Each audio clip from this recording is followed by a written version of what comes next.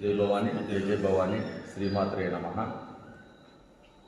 ఈ మాఘమాసంలో విశేషమైన పూజలు అందుకుంటున్నారు పరమేశ్వరుడు.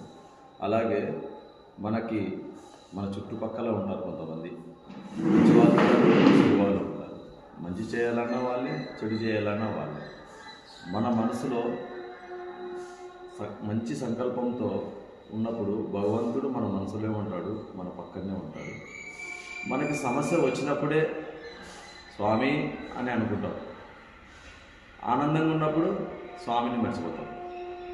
అలా ఎప్పుడు జరగకోకుండా మనం నిత్యము భగవంతుని దృష్టిలో ధ్యానంలో ఉంటే మనసులో ప్రతిరోజు శివయ్య శివయ్య శివయ్య శివయ్య శివయ్య శివయ్య అని స్మరించుకుంటుంటే ఆయన ఎప్పుడూ మన వెంబడే ఉంటాడు.